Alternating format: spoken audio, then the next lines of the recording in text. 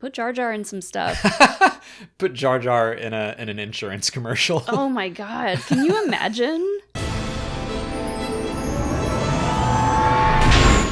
What's up, everyone, and welcome to the Star Wars Explained Weekly Q&A. I'm Alex. And I'm Molly. And we've got another update to the background. Molly missed the lights, so now we have lights again. We have way more lights. And we have multiple cameras. Hello, camera. We're going to try that out and see how Molly likes editing with 3 cameras. Yeah, we'll see. I think it'll be fun. I think it'll be fine. I don't have to worry about it, so I think it's great. I like making more work for myself sometimes. Well, what have we gotten up to the past week? First of all, I want to acknowledge... Oh, yeah. Someone in the last video requested that we have Grogu in the middle. Several people, actually. So Grogu's a guest this week. Look at him go! Is he going to make noise the whole time? I don't think so. I can turn him off. Whenever you feel like it, you can just give him a bop. But yeah, we figured we have this space, we have this little table now, so people can let us know in the comments who they want to see in the middle. Yeah, put in the comments below who you think should be in the middle in the next video, and we'll try to make it happen. As long as we have something that works, we'll try to do that. But this past week, I finished my reread of Dark Disciple. By Saturday, when this comes out, you may have finished it too. You're pretty close. I'm getting closer and closer, yeah. I haven't been able to read during the day as much, so reading at night just makes me sleepy, and I just fall asleep. We've both been doing that, is just reading Dark Disciple at night until we close our eyes and pass out. It's really good. It's not that the story is making me sleepy. I'm just really excited to sleep at night. Well, reading makes you sleepy. Yeah. And I take a melatonin before I start reading, so that's my problem. But I still finished it last night, and it was really good. That's the first Star Wars book I have reread in a long time. Mm-hmm. I don't think I have reread a canon book yet, just mostly because I haven't had time. I've reread several of the Legends books, but it was nice to revisit them. Yeah, or this one. It's nice that it's kind of a quick read, too. We've just been so busy with, like, High Republic books and comics. Keeping up with everything that comes out on a weekly basis. The comics or the books, like a book every month almost. That already keeps me busy. But yeah. It was nice to just take some time and be like, I should refresh my memory on what happened before Asajj gets here in the Bad Batch. I'm so excited. Yeah. Let's see. I almost finished the Empire Strikes Back FAQ. I'm still really happy with the response to the A New Hope one. I still need to rewatch it and make sure I didn't make any glaring mistakes and that the editing looks good. But I think it's done, so it should come out a week from Monday. And then we get to watch Return of the Jedi to start prepping for that one. And that movie is just so much fun. And you were saying that the questions that we came up with for that one were funnier. That's a good idea too. If you have any questions, I've posted this to the Patreon already, but if you have any questions that you think we get a lot about Return of the Jedi, or any questions you have about Return of the Jedi in general, put them in the comments. I'll look through them, make sure I haven't missed anything super obvious. I mean, we have already got a pretty significant list, but yeah, the questions were just a little more fun than Empire, just because Empire is like a heavier film. Yeah. But Jedi had some just more like creative questions, I feel. Mm-hmm. I also wanted to shout out, I listened to a really fun podcast from our friends at Daughters of Ferrix. They did a discussion of pretty much all of Phase 2 of the High Republic. They focused on the Path of the Open Hand, which is like this cult that's central. They're like the enemies of Phase 2, if you haven't read the books. But it was a discussion on how they are similar to fundamentalism in the real world. And I was like, that's just a really interesting lens to look at this through. I found it very relatable, just how I was raised. So I really enjoyed listening to it. It's always fun to see just a really unique take on Star Wars. And so I wanted to shout that out. Yeah, I started it. I have not finished it yet, but it's been really good so far, and our buddy Alden Diaz is on there too. Oh yeah, Alden's in it. Yeah. That Alden. Just skip all his lines. I'm just kidding. I love Alden. But yeah, Ellie is on that podcast as well. Big part of our book club every month. So just wanted to shout out Daughters of Ferrix and their takes. But let's hop into some news. There were a couple of news stories of the past week. Mm-hmm. The big one I figured we would talk about is that Disney had another investors call, and they said that they kind of updated the release schedule, and they have 2 Star Wars movies listed for 2026 right now, which I think at one point they had 2 listed for 2025, and then they've shifted that a year. But right now the dates are May 22nd and December 18th, 2026.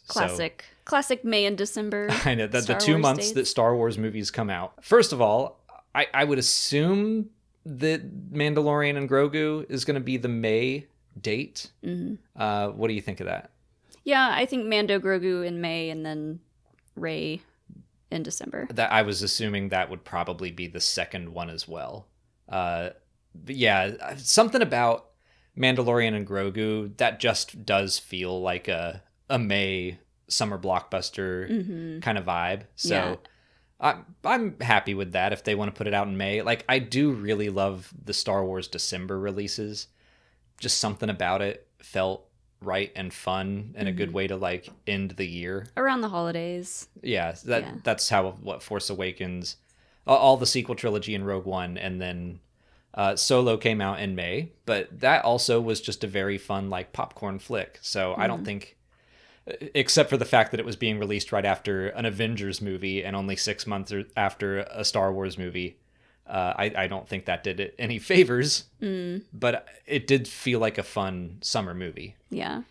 So, I don't know, like these investor calls, they're for the investors. Right. So, like, I'm still going to be a little bit suspicious about these dates. I would love it if we got 2 movies in the same year, but I'm not taking this as fact just yet. I think that's wise, and I would agree that these dates shift all the time. Both of them say untitled Star Wars movie, so they haven't even firmly set like what's going where. I'm kind of expecting that one of them is going to go to 2027. I think I don't really want 2 Star Wars movies in a year. Really?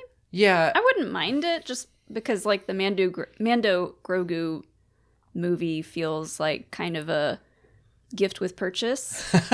Like, you know, it's just a little extra like thing that they're giving us in theaters. I can kind of see that, yeah.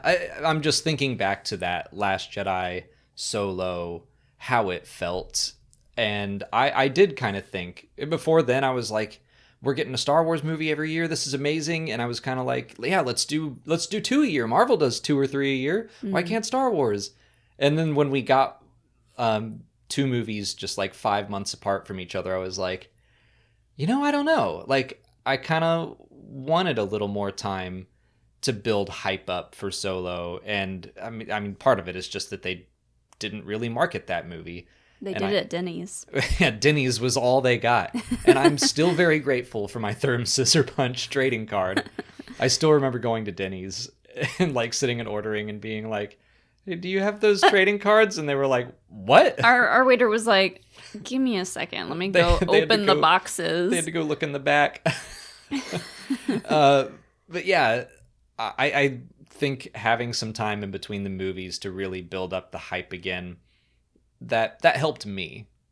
But you are right, I think, in the sense that Mandalorian and Grogu, we kind of know what to expect from that already. I think a lot of it is to just take some of the pressure off the Rey movie.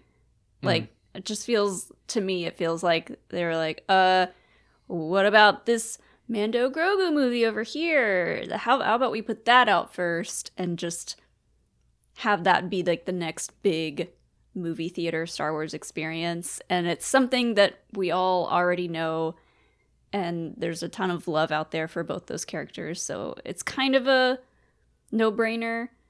and maybe they just want to soften the blow a little bit. It makes sense. Like, it does to me. I'm over here like, is this big enough to be like the first movie back in It doesn't what have to be big. Yeah, I know. And you're right, is that I want it to feel big because it'll be what, 6.5 years since we've had a Star Wars movie.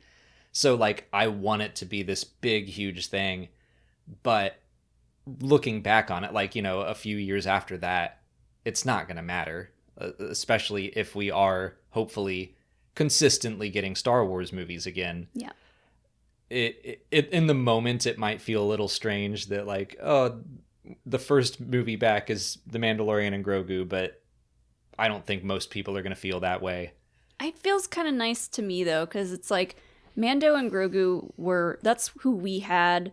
That's who we were relying on at the start of the pandemic, you know? Yeah. And so a lot of people since the pandemic just don't go to the theater that often anymore. So maybe this will come full circle and be like, okay, Mando and Grogu came along like right at the beginning of the pandemic. Now I'm going to go back to the theater, and this will be my chance to say, okay, I'm doing movies in theaters again.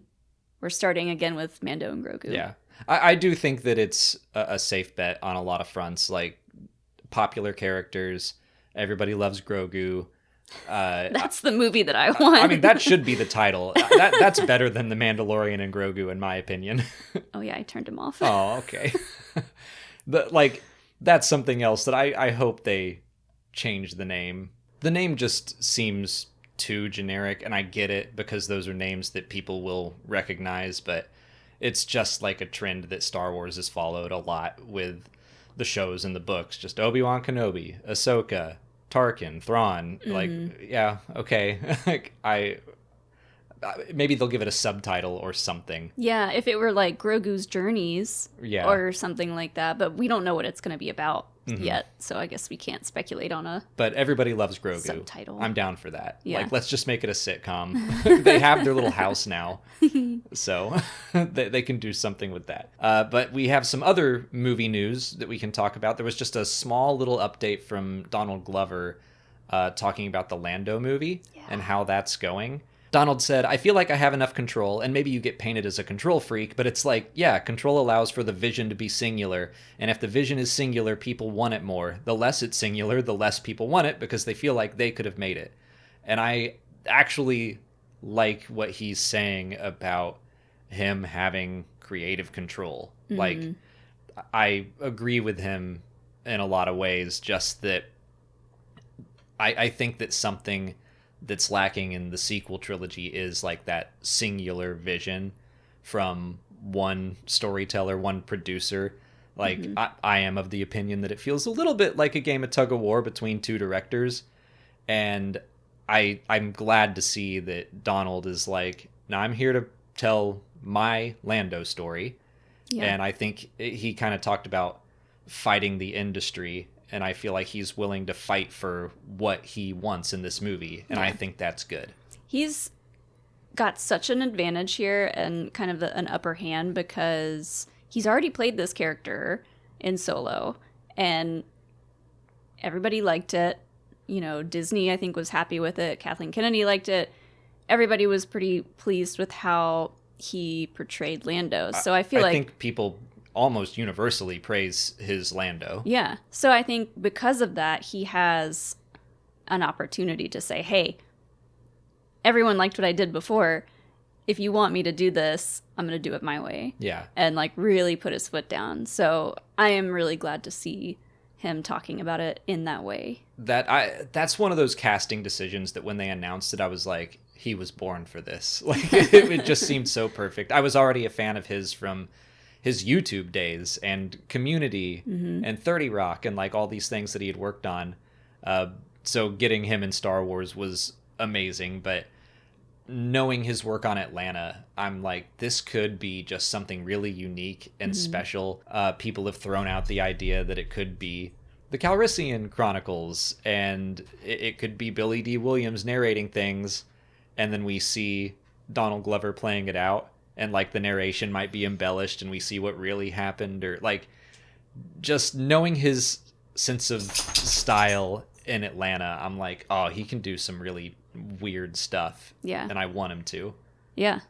I'm excited for whatever he brings to the table, honestly. And I did kind of chuckle at what he said about, like, not wanting it to feel like something that other people think that they could have done. Because I feel like Star Wars fans are going to do that no matter what. But, well, you know. Like, I guess that I want to go in and I don't really want it to be what I expect.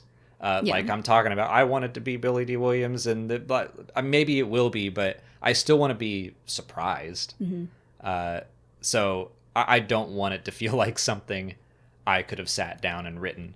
The way, like, out of watching Andor, I'm like, there's no way I could have thought of all this and written that. Like, I want to see Donald Glover's take in a way that I'm like, yeah, I never ever would have thought to do this.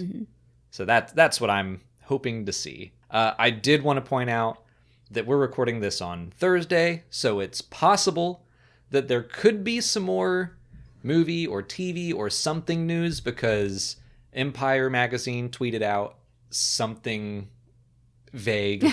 It was a picture of, like, space and the blue letters that said hello there. Yeah. So everyone on Thursday is like, what does it mean? And it could mean nothing, or it might be a big news story. We're not going to discuss it now because we're in the past.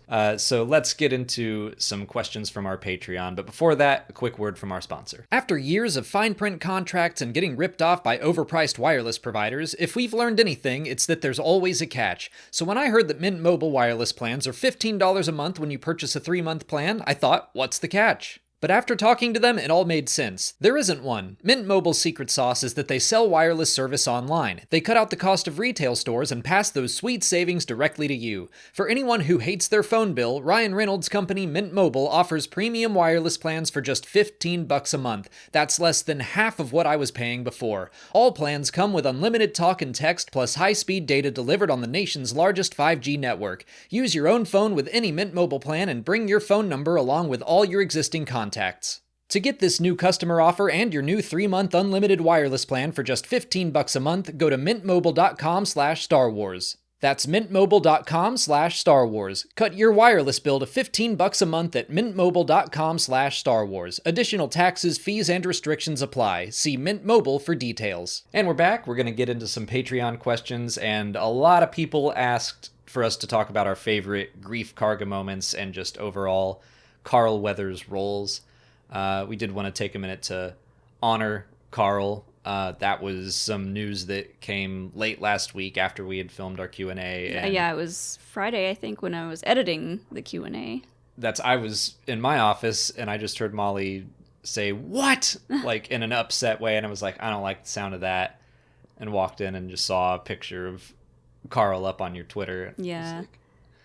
It was so upsetting. Yeah. You know, that's the kind of news that no one was expecting, and I think just hit a lot of people really hard, because he seemed like he was doing great. He seemed like he was in great health, and I didn't expect that he was in his 70s at all. Yeah. Like, he's in great shape. He looked great. He was moving great. He's been writing, directing, starring in things still. And, you know, he was always someone who tried to keep up with the times. You know, he was always tweeting stuff and voicing his support for a lot of different things and just trying to stay relevant. And I always appreciated that about him. Yeah. I really loved the style that he brought to The Mandalorian. It didn't super click with me until a couple things happened. First, you pointed out, especially when he was in holograms, I think we've talked about it, Force Centers mentioned it, that he's kind of like a walking exposition machine, Grief Karga. And when he was in a hologram in season 1, you said that it seemed like something you would see before you got on a ride at Disneyland. Yeah, it felt like something, you know, when you're in line for a ride and something's playing and it's getting you ready for the story of the ride. Either that or like something when you first get on a ride, it's telling you what to expect. He just has that kind of gravitas. That gravitas, that delivery yeah. of just like, you might be surprised to know that I'm alive. Yeah. So I had that in my head when we went into season 2, and then we got to episode 4 of season 2 that he directed. And at one point, it was like when they go off the cliff in the transport, and then the speeder bikes are going off the cliff after him. I was like, oh man, this is like a theme park ride. Oh my God.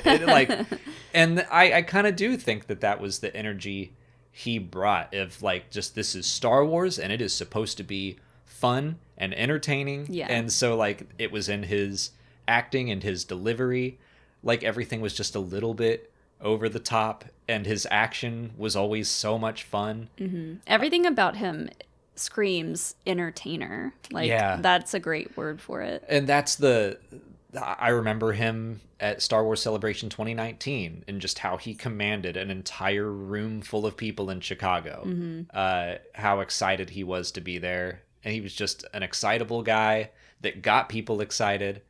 And I don't know that I had ever seen anything he had directed before, but I came to really, really like his directing style. Yeah. And just, it seemed like he was always trying to make it as fun as possible. Mm-hmm. And I always think of that, like just that shot of the speeder bikes going out of the base and down the cliff. I'm like, gosh, that's just cool. Mm. Cool stuff. Do you have any specific moments that come to your mind when you think of Grief? I think one of my favorite Grief Karga moments has to be from season 1, when he's hurt and Grogu comes over to heal him, and he goes, "He's trying to eat me." He's still, always kind of a little bit over the top in everything he does, which is always great. But that line is hilarious. His delivery of it is hilarious. And then, like, after Grogu heals him, I feel like they become buddies. They have, like, sure, a bond for all the rest of their scenes together. Mine answer is also Grogu related, because I think the first one that popped into my head was at the beginning of season 3 when Din is like, Grogu, his name is Grogu, and he's just like, if you say so. Okay. That delivery was wonderful, but I also the magic hand baby one is good too. Do the magic hand baby. I also love in season 2, that same episode that he directed, when he's picking up Grogu and he's like, is Mandalorian taking care of you? Are you taking care of him? Like, it's very grandpa energy. Mm-hmm. Of just like having fun with the baby, and then being like, seriously though, like you better be taking care of this child. And in season 3, when he puts him into IG-12, mm-hmm, he's so excited. Another proud grandpa moment. Proud grandpa moment when he's like walking around and he's using the yes and no buttons, and the first time he says, is it yes or no? I can't remember. But Din like turns and goes, what? And Grief is like, I think he just said no. I think he said he can drive it. Yeah. It's so cute. I love all of Grief's, his arc over the course of all 3 seasons of being just a leader of the Bounty Hunters Guild, and then getting more and more status, dressing flashier and flashier, having little droids that carry his cape. The little robe droids. Yeah. Being high magistrate. Uh-huh. He's gonna be insanely missed just in the world in general, but especially for us Star Wars fans. He was such a fun person to have in the universe. Do you have any other favorite Carl Weathers performances? The first one that always comes to mind is Arrested Development. Yeah. You got a stew going, baby. Everyone loves that. And that was very much in our generation. That was coming out, I think, when we were in college, early college, late high school. Mm-hmm. And yeah, he just seemed like the fun person to bring into that, and like just a weird character playing himself, but mm-hmm, he's like very frugal in everything that he does. I feel like he just had so much fun with that role because it was him playing himself. Yeah. Like, just he has such a like natural comedy about everything he does. Yeah, he had a good sense of humor.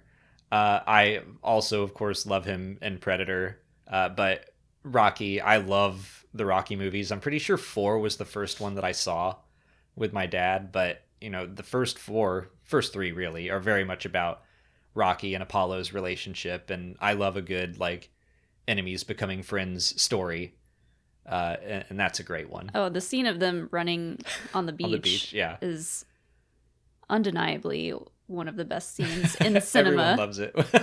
We had some friends who recreated it on a beach, and it was wonderful. But yeah. That was guy love before Scrubs was even a thing. Yeah, that was RRR before it happened. Yeah. Let's just run on the beach and have fun together. Splash around a little bit. Look how strong we are. But we are going to move on to our next question. Because the Super Bowl, keeping things relevant, the Super Bowl is tomorrow by the time you're watching or listening to this. And Damien Vonderhaar asks if there will be a Star Wars commercial during the Super Bowl. I am doubtful, but I'm going to hold out hope for The Acolyte just to talk about that again. You know what? I think there should be, honestly, because Star Wars is missing out on some great and like hilarious viral marketing by just like inserting Star Wars into any other like company's commercials. They like putting a random Jedi or Vader related thing, or even like prequel related. Oh, they used to do that. Yeah, like, I know, all the time. And like that has been severely lacking, I feel like. So like especially with the Phantom Menace anniversary coming up, put Jar Jar in some stuff. Put Jar Jar in an insurance commercial. Oh my god, can you imagine if they start the Mayhem commercials? Just swap the Mayhem guy out for Jar Jar. Yeah.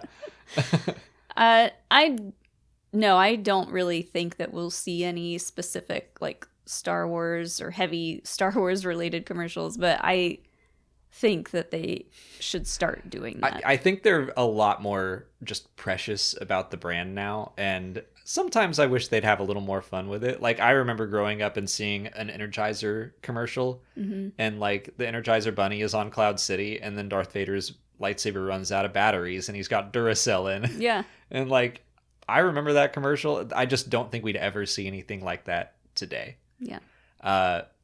I think Damien was more wondering, like, will we see a teaser for something? Sure. The Bad Batch or Skeleton Maybe. Crew or something. I don't know. I mean, probably not Bad Batch. If they decided to put out the very first, like, sneak peek look at Acolyte, that would maybe be my pick. That would be annoying, because then I'd want to leave our Super Bowl party. Yeah. Now that I think about it, I wouldn't. I would stay and I'd have fun with my friends on a Sunday. Yes. But I'd be like, no. Yeah. And I will say too, like, we're going to watch the Super Bowl. I only watch the Super Bowl for the commercials. The last time we got invested in the Super Bowl was when the Falcons were there, and it was bad to get invested in that game. Yeah. I also agree. I don't think we're gonna see a full-on Star Wars commercial. Acolyte would be great if that release date comes out soon and they want to get the marketing ball going. I think that would be awesome. Maybe what they'll do is like a Disney Plus generic, like a big commercial compilation of what's coming. Yeah. They could probably do, I don't remember if anything Marvel is on the way, but they could just show, here's something from Marvel, here's a little flash of the Acolyte, and I imagine they have footage from Skeleton Crew that they could show. Yeah. Because they did that at one point. They can say that, the Marvels is streaming now. Yeah. Because I didn't know that was going to be out on streaming until you told me the other day. Yeah, it just came out. So I think that there's a chance we could see some Star Wars footage in like a Disney Plus commercial. I'll put that on my Super Bowl bingo card. Sure. And nothing else.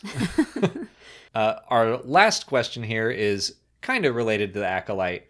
A Framed Citizen asks what our favorite thing the High Republic has added to the Star Wars universe is. Ooh. I'll open things up with the robe aesthetic. I really love the style in general. The fact that they have mission robes and temple robes. I like that. I prefer the mission robes more. I really like the brown with like the gold detail. Mm-hmm.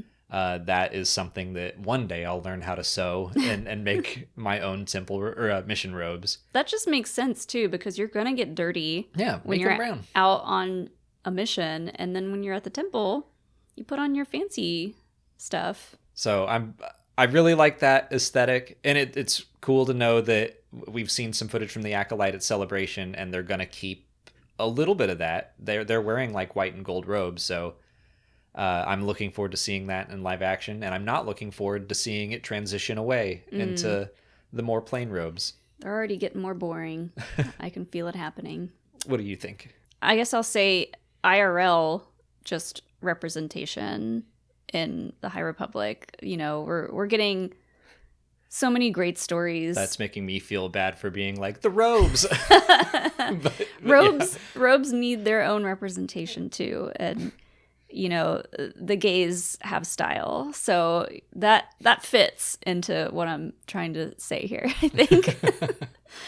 But yeah, there's so many just like adorable relationships that we're reading about in the High Republic, representation of the people of that era, not just different looking humans, but all the different alien species too that we're seeing has been really, really fun. So all that has been my favorite part. There are some great characters. You mentioning relationships. Escape from Valo has some really sweet characters, Jedi characters who like have crushes on each other, which I think was wonderful to explore. But trans characters, non-binary characters, gay characters, I think that it is good, and I'm glad that they are taking a hard stance at really making sure that everyone is in this universe. Mm-hmm. So yeah, okay, like making me look bad and being like, well, brown robes. And Escape from Valo, that's is that a young reader? Middle grade, yeah. Middle grade book. It's so important to have content for that age group showing that kind of stuff, and you know, saying that that's okay, and for them to see themselves in those stories and read about it, like that is just so important. Because certainly some kids are going through exactly that. Yeah. But they're in environments where they feel like they can't talk about it. Yeah. And just relationships in general, like we always have heard, you know, attachment is forbidden for the Jedi, but like the High Republic is kind of horny. They've been doing a good job at exploring the difference between like attachment and love. Yeah. And showing, you know, just all the various forms of what that might look like. So that's been great. Do you have anything in universe? In universe, maybe the Nameless. Yeah. I think they're pretty rad. Are a really, really cool new thing for Star Wars. And I would love to see one like in live action or in animation one day. It's going to pop up in the Young Jedi Adventures. No, never mind. Yeah, I just think they're really cool. I totally agree. They're something that I perk up every time a Jedi has like a weird disconnect from the Force, mm-hmm. or they're inundated with fear and they're like, something's off. I'm like, oh no. The fact that, they feed on the Force itself. Force itself, people who are sensitive to the Force, and there's still so much that we don't know about them. So I hope we get to find out more. Yeah. That's all the time we have for questions today. If you want to leave a question for next week's video, just put it in the comments below, or sign up for Patreon to join our weekly Q&A discussion and get a guaranteed written answer.